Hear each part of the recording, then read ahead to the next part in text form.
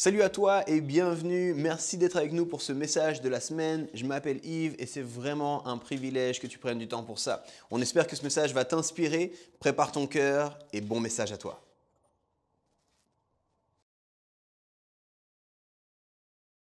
Vous allez bien?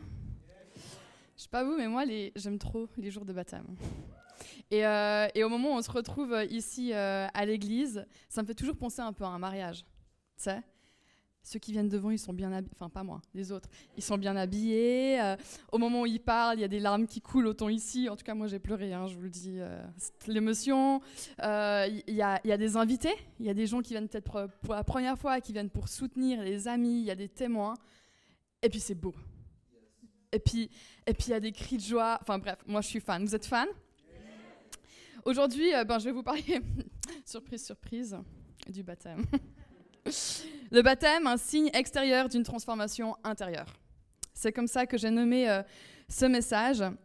Et puis, en préparant ce message et en lisant des textes, en étudiant ces textes et en me disant « mais qu'est-ce que je vais bien pouvoir dire aujourd'hui ?» j'ai réalisé, ou je me suis, disons, vraiment remémoré deux choses principales par rapport au baptême, qui sont vraiment, vraiment importantes et essentielles. Et ces deux choses sont les suivantes. La première, c'est que le mot baptême a vraiment, vraiment un orthographe galère. Baptême, tu sais, il y a un P que tu dis pas trop, mais qu'il faut écrire. Il y a un chapeau sur le E, attention, pas sur le A. Franchement, en écrivant mes notes, j'avais tout le temps des petites vaguelettes et tout. C'était un peu embêtant. Et la deuxième chose, qui est sincèrement vraiment essentielle cette fois-ci, c'est qu'il y a vraiment, vraiment de la joie dans le royaume de Dieu quand il y a des baptisés qui décident de suivre Jésus.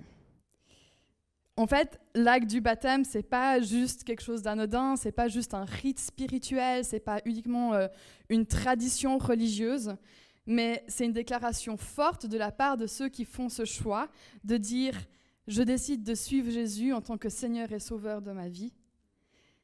C'est une représentation forte de la foi qu'ils ont en Jésus. Et puis merci tellement pour les témoignages que vous avez donnés, de façon si authentique, si sincère, si simple en fait, qui déclare en fait qui est Jésus dans vos vies. Alors merci de nous remémorer ça. Aujourd'hui, j'ai envie de vous proposer 3 points sur ce qu'est le baptême, et puis nous aider en fait à comprendre à quel point le baptême est en fait une fête, quelque chose qui nous réjouit. Mais avant d'entrer dans ces 3 points, très très rapidement, j'ai envie de résumer la vie de Jésus, ok ? Parce que on va en parler quand même pas mal ensuite, donc je me dis comme ça on a tous un peu les bases. Peut-être tu connais Jésus depuis longtemps, peut-être c'est la première fois que tu entendras parler, peut-être c'est comme Tabea, elle disait, on a grandi avec une éducation aussi, où on savait ce que c'était. Mais en très résumé, voici ici nous ce qu'on croit. On croit que Dieu est un Dieu qui est bon et qu'il a amené son Fils unique sur terre dans la personne de Jésus, qui était humain et qui a en fait vécu toutes les tentations que vous et moi pourrons vivre, mais qui était aussi Messie.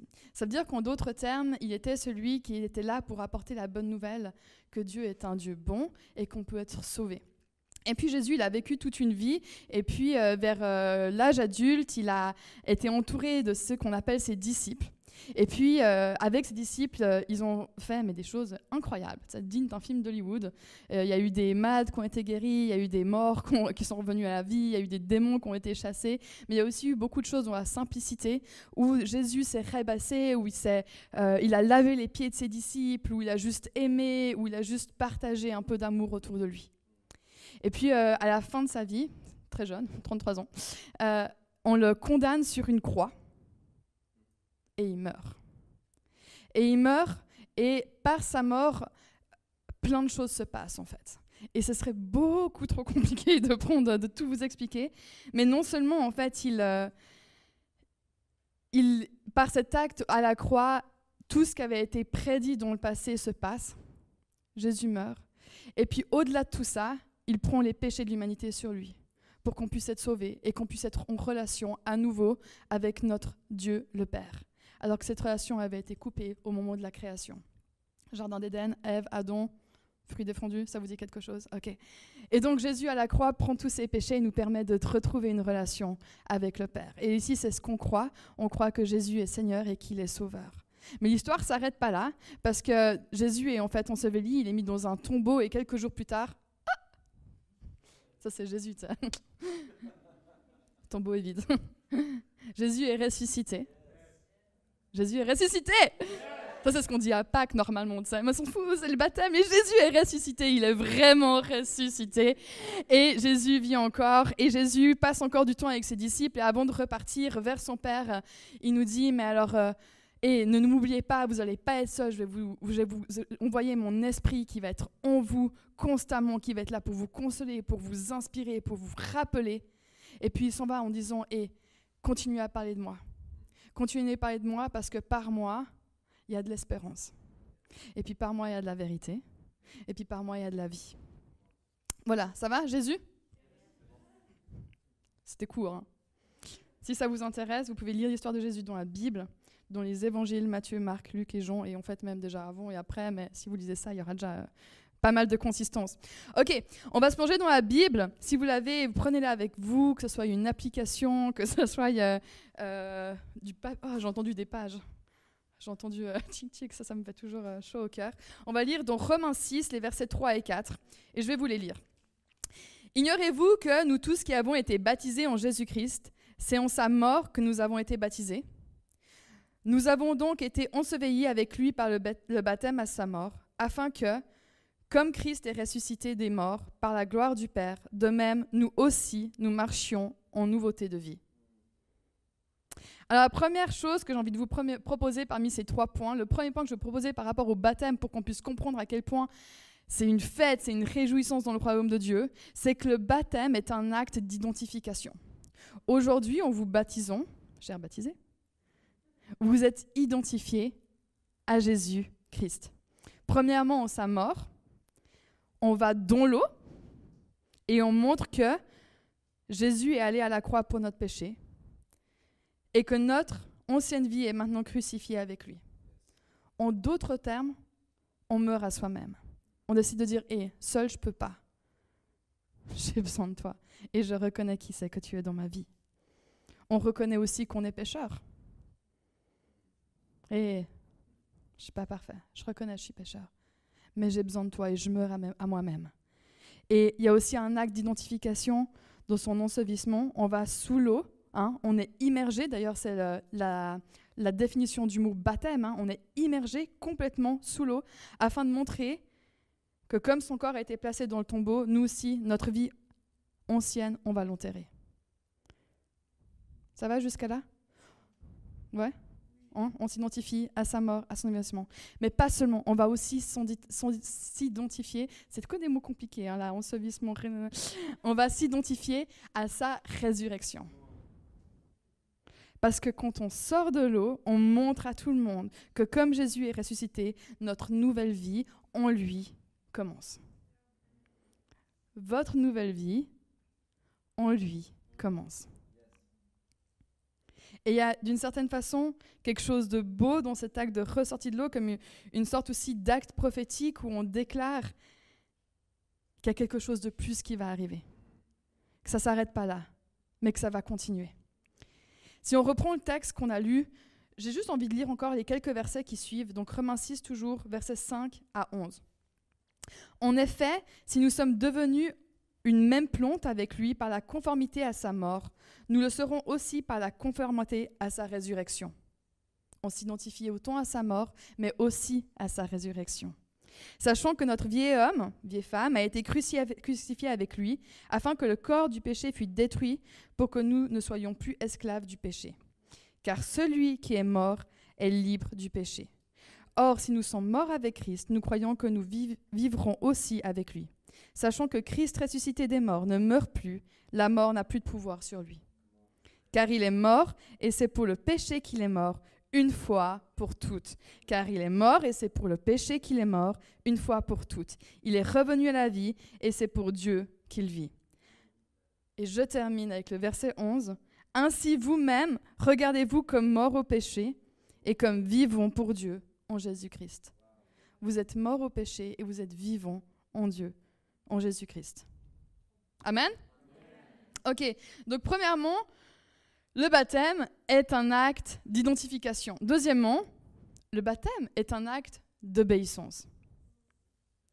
Le mot obéissance, je sais pas vous, mais quand on l'entend, j'ai souvent l'impression qu'il est pris de façon un petit peu négative, tu sais. Genre, ouais, tu obéis. Mon père, il était égyptien, il avait un petit accent quand même, et j'ai grandi, et il me disait des choses, il me disait, tu oublies, tu oublies, tu oublies. Alors moi, je disais, ok, j'oublie, et puis je partais, tu vois. Alors qu'en fait, j'ai compris bien plus tard qu'il me disait, tu obéis. Alors c'était un petit peu compris différemment, mais là, en l'occurrence, on ne doit pas oublier, on doit obéir. C'est un acte d'obéissance. Et voilà d'où je tiens ça. Matthieu 28, verset 19, vous vous rappelez l'histoire de Jésus. Jésus est ressuscité, il passe encore du temps avec ses disciples, et juste avant de retourner vers son Père, il va donner une dernière parole.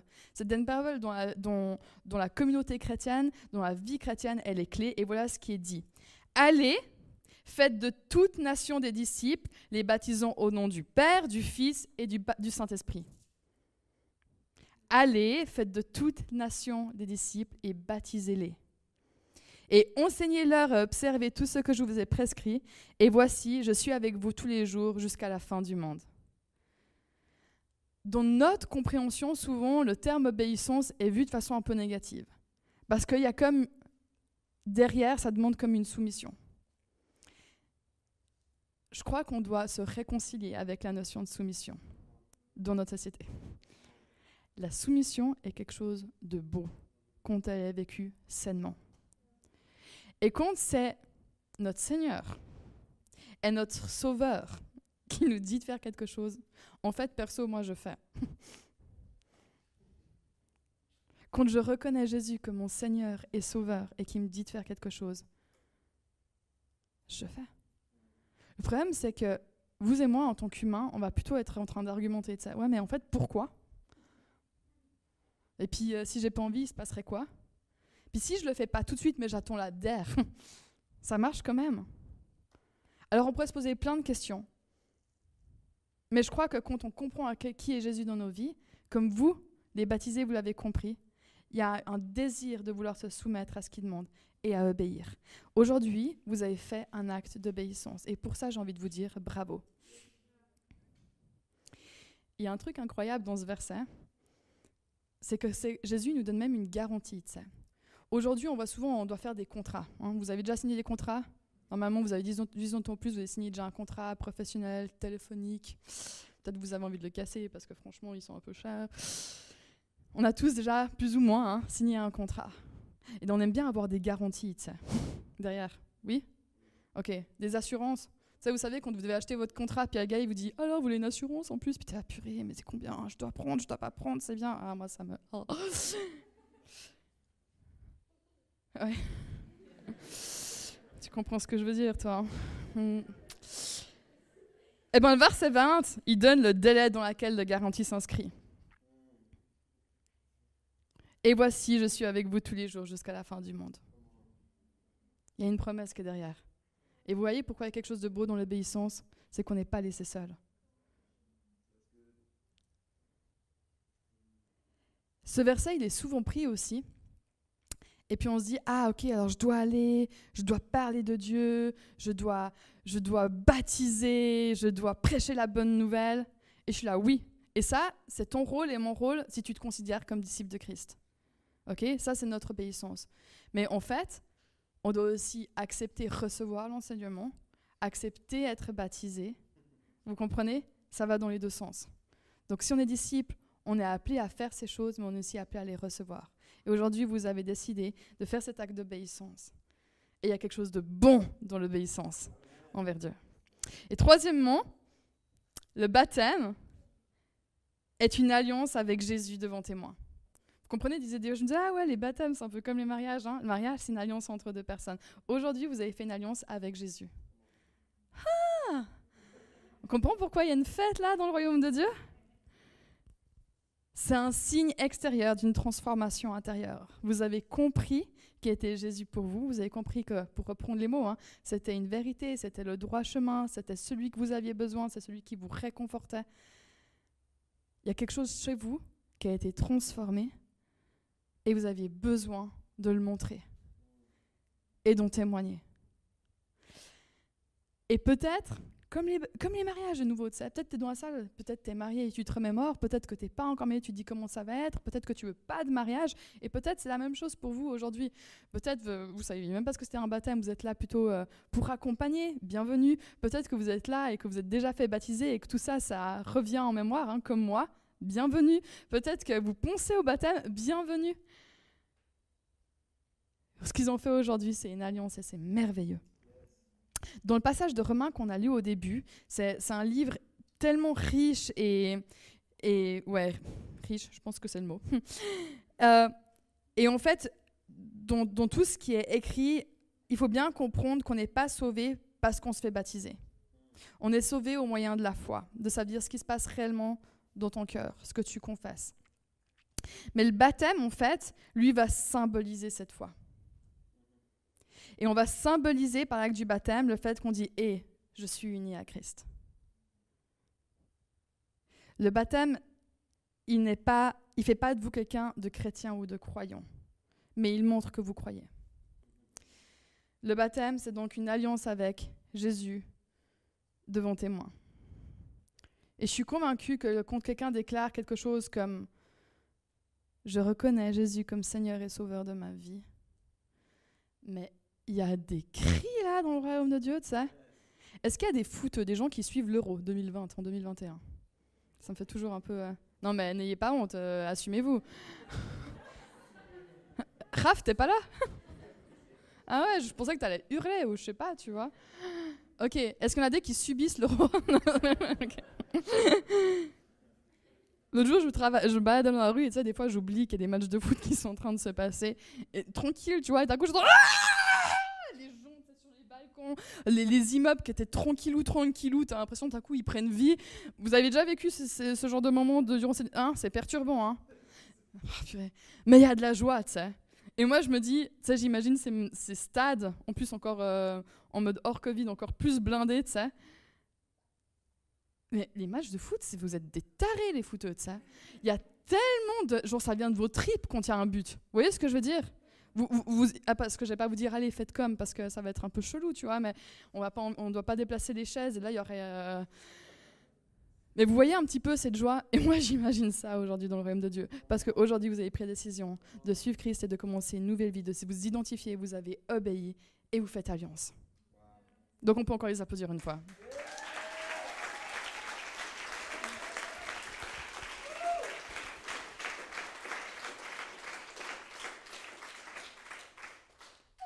Je fais ça quand même.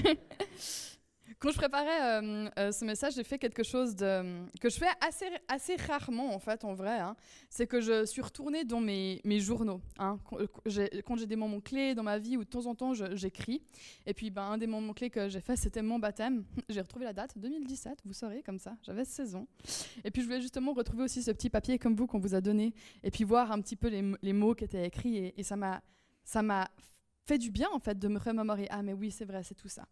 Et puis en fait en parcourant mon journal, enfin je sais pas si vous faites ça des fois, tu lis un truc, tu veux rechercher un truc précis puis tu te retrouves dans la nostalgie. C'est un peu comme quand tu tries ta cave, non ? Vous triez pas votre cave ? Non, vous triez pas. Hein. Tu te retrouves dans les journaux de souvenirs. Vous aviez pas ça ? Le journal que tu faisais passer à tes copains et copines pour faire des dessins ? Ah ouais, ok, merci. Okay, on était deux, mais peut-être qu'on a fait l'une pour l'autre. Ok, et j'ai commencé à faire ça. J'ai parcouru les pages et je suis retombée sur quelque chose que j'avais vécu il y a quelques années. Et je me suis dit que j'avais envie de vous partager cette histoire. En 2015, je suis partie pour un voyage universitaire en Chine. Et puis là-bas, j'ai rencontré une Chinoise dans le cadre de ce voyage-là. On va lui prendre un prénom d'emprunt qu'on va appeler Barbie. C'est très chinois. Et donc Barbie chinoise, on s'est prise d'amitié, on a commencé à parler, on était un mois ensemble pendant cet été-là. Et puis une chose en entraînant une autre, je veux dire moi je suis chrétienne, je le dis, j'ai aucun souci avec ça, ça fait pleinement, ça fait partie de ma vie puissance 1000. Et puis on commence à parler de Jésus, de la foi, et puis elle commence à me poser plein de questions. Tu sais, j'en ai déjà entendu parler. Parce qu'elle avait vécu en Europe. Hein. On entend parler en Chine en tant que chinoise c'est compliqué. Hein. Il y a pas le même... Vous comprenez, c'est pas la même réalité qu'ici. Mais elle avait vécu en Europe, elle avait déjà entendu parler de ça, et ça commençait à titiller. Genre, ah, mais tu peux m'en dire plus. Bref, plein de discussions. Et puis, à la fin, pendant longtemps en Chine, on l'a même, et quand je dis on, c'est qu'à l'époque, j'étais avec Mathieu, qui est aujourd'hui mon mari, mais qui était mon copain à l'époque. On lui a dit qu'on voulait aller visiter une église en Chine, donc elle est même venue avec nous. Et quand je vous dis que c'est pas la même réalité, c'est que nous, en tant qu'étrangers, c'était facile d'entrer, mais elle, avec un passeport chinois, c'était une autre histoire. Bref, on a pu aller durant une célébration là-bas, on a pu encore prendre un repas avec elle et puis discuter. Et puis on a pu prendre un temps où on a pu vraiment prier pour elle. Elle demandait, est-ce que vous pouvez prier pour moi? Et puis un des sujets de prière qu'elle avait, c'est que elle et son mari essayaient d'avoir des enfants, mais elle ne pouvait pas, elle n'y arrivait pas. Donc on a aussi prié pour ça. Et puis la fin du voyage est arrivée, on s'est quittés, et puis elle m'a demandé de lui envoyer de temps en temps du contenu sur comment découvrir la Bible, qui était Jésus, etc. De nouveau, Chine, email, Internet, Google, tout ne passe pas. Donc je me suis dit, bon, on va essayer, on va faire ce qu'on peut. Je suis revenue ensuite, je lui ai fait ces quelques mails avec quelques contenus en me disant, j'espère qu'elle aura... J'ai jamais eu de réponse. Bon. Un an plus tard, je retourne en Chine, cette fois-ci pour y travailler et pour une période un peu plus longue de presque 6 mois. Et puis, et je me dis, ah purée, je vais retrouver Barbie, tu sais. Donc... Franchement, je vais leur demander ce soir un prénom d'emprunt s'il y en a un qui me dit Barbie. Ce sera pas toi qui pourras répondre. Et ouais, on parle de Barbie. Et j'aime bien, tu sais, j'ai du répondant là. Et puis, je retourne donc en Chine, je reprends contact avec elle et malheureusement, elle n'est pas en Chine, elle fait une formation côté Amérique-Canada. Et du coup, on arrive à se croiser vraiment genre la dernière semaine où je suis là-bas, tu vois. Genre je suis là-bas 6 mois, mais non, on arrive à se croiser au dernier moment. Et puis, on prend rendez-vous pour un souper et puis à ce moment-là, je viens de me fiancer avec Mathieu. Donc j'arrive au rendez-vous, je lui fais « Barbie, j'ai trop une bonne nouvelle pour toi ». Elle me fait « Mais non, mais moi aussi !» Je lui fais « Ok ». Il me fait « Bon, comment ?» Je fais « Ok, je suis fiancée. » Ah, cri de joie, faites, ok. Et tout, et je lui fais, et alors, et toi? Et là, vous savez ce qu'elle me dit? Eh ben non. Petit piège. Elle me dit, on est sœurs. Je fais quoi? Je fais, bah non, enfin, t'as les cheveux quand même vachement plus raides que moi, enfin. Non, je crois pas. Je fais, comment ça? Non, on est sœurs en Christ. Et tu sais, à ce moment-là, dans ma vie, ça a été mes genres. Tu vois, quand j'ai fait la danse de la joie avant pour nos fiançailles, puissance 1000. Oh, okay. C'est comme si vous étiez tous ça, okay? Comme ça, il faut imaginer la proportion du truc. On est sœurs. Et là, elle commence à m'expliquer qu'après notre départ, il y avait quelque chose qui s'était réveillé en elle. Elle a creusé, elle a essayé de chercher quelqu'un. Il y a une autre amie qui est venue qui lui a aussi parlé de Jésus. Elle est partie, en fait, justement, fait cette formation au Canada où les églises sont quand même bien plus ouvertes. Hein. Comme ici, nous, on met sur Instagram, il n'y a pas de problème. En Chine, on appelle l'église underground. C'est-à-dire que tu ne dis même pas que tu es chrétien, hein, parce qu'il y a une persécution qui est réelle. Et du coup, elle a pu découvrir plein de chrétiens, elle a donné sa vie à Jésus, elle a compris à quel point il était clé dans sa vie, à quel point c'était la vérité, à quel point c'était le chemin. Et elle conclut en me disant, et du coup, je suis en train de faire un petit cours pour pouvoir me baptiser tout bientôt. Une transformation intérieure qui devait s'exprimer par un signe extérieur. Il y avait quelque chose en elle, mais qui avait switché, mais en moins d'un an. Tu sais, elle avait besoin d'en témoigner. Elle avait compris le fait qu'il fallait s'identifier à Christ, elle avait besoin d'obéir, elle a envie de faire alliance. Incroyable. Et elle termine en me disant « Ah, et je suis enceinte. » Pas moi, hein. Là, je me suis dit, c'est pas moi, c'est dans l'histoire, c'est elle qui disait. C'est un peu chelou, là. Ok. Voilà. Barbie était enceinte. Elle a eu un petit garçon qui ne s'appelle pas Ken. Transformation intérieure, besoin d'exprimer à l'extérieur. En conclusion, en fait, je sais pas où vous en êtes vous dans votre vie. Peut-être vous êtes baptisé, peut-être pas, peut-être vous savez pas ce que c'est. Mais peut-être que vous entendez ce mot de transformation et il y a peut-être quelque chose qui se passe. Et d'une certaine façon, vous voulez en savoir peut-être plus. On est disponible. On est disponible pour en parler, on est disponible pour prier aussi pour vous. Peu importe en fait le sujet, mais ne partez pas en ayant trop de questions. On veut être disponible pour vous. Si cette transformation, si ces témoignages que vous avez entendus, vous dites « ça aussi je veux », on est disponible. On veut en parler avec vous et on veut prier avec vous. Alors en conclusion, chers baptisés, aujourd'hui vous êtes identifiés à Christ, vous lui avez obéi et vous avez fait alliance avec lui. Alors bravo, bravo Tabea, Maria, Mathieu, Anouk et merci Julie et Julie. Bravo d'avoir fait ce choix, bravo de vouloir cheminer avec lui, bravo pour cette nouvelle ville qui vous attend. Vous allez voir, en sortant, il n'y aura pas forcément de feu d'artifice, mais là-dedans, quelque chose va se passer. Et puis merci de nous faire souvenir, nous rappeler que l'orthographe est galère du mot baptême, mais surtout, merci de nous apporter autant de joie aujourd'hui par l'acte et le choix que vous avez décidé de faire. Alors j'aimerais conclure en priant et puis en vous bénissant. Jésus, merci parce que tu es un Dieu tellement bon. Merci pour ton sacrifice à la croix. Merci de nous donner la possibilité d'être en relation avec toi, malgré notre nature pécheresse. Jésus, merci parce qu'aujourd'hui, il y a de la joie dans ton royaume. On a envie de bénir chacun des baptisés, aussi chacune de leurs familles et de leurs amis qui sont là aujourd'hui. Chacune des personnes de cette salle qui vient, et nous, en tant que témoins, vous et moi, Jésus, aide-nous aussi à nous rappeler du sacrifice que tu as fait à la croix dans notre quotidien. Merci pour le travail que tu fais dans chacun des cœurs. Merci parce que tu es avec nous jusqu'à la fin du monde. Amen. Merci d'avoir été avec nous. On te rappelle simplement que tous les messages sont disponibles sur YouTube ou alors en podcast. N'hésite pas à continuer à connecter. Et d'ailleurs, si tu veux connecter davantage avec nous, tu peux aller sur notre site internet eglisehome.com ou alors sur les réseaux sociaux. On espère te voir bientôt.